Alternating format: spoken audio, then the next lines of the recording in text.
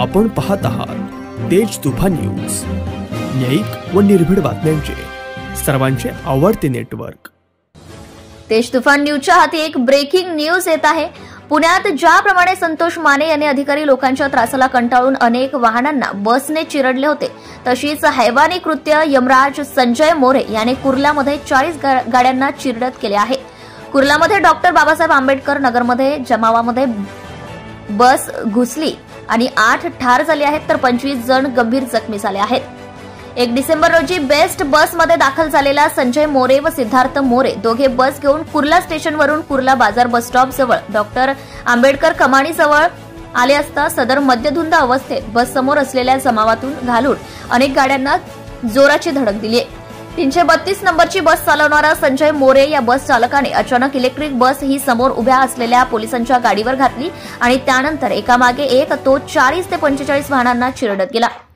सदर इलेक्ट्रिकल बस ही अनेक कारांना चिरडल्यानंतर थांबली। बेदरकारपणे व नशेमध्ये मद्यधुंद होऊन संजय मोरे याने बस चालवली आहे।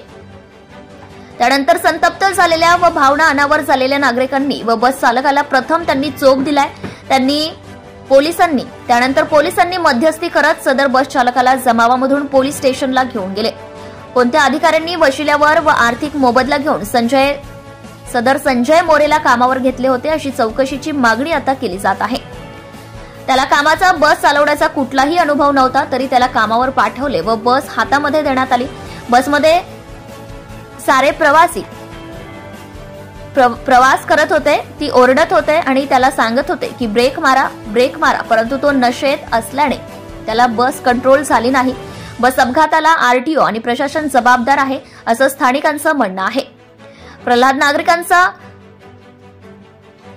यावेळी नागरिकांचा रोष हा शासन आणि तणावपूर्ण शांतता आहे।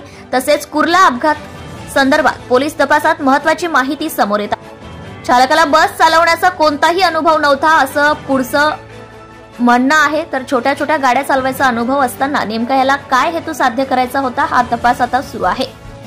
घाटकोपरच्या पश्चिमला असलफा परिसरात हा संजय मोरे राहतो। त्याचे कुटुंब बोलतात की तो दारू पित नव्हता, परंतु जेव्हा अपघातावेळी नागरिकांनी त्याला बसमधून बाहेर काढले तेव्हा त्याच्या तोंडातून घाण वास, उग्र दारूचा वास येत होता असे मदत करणाऱ्या युवकांनी व जखमीच्या नातेवाईकांनी सांगितलं आहे। ब्युरो रिपोर्ट तेज तुफान न्यूज, कुर्ला, मुंबई।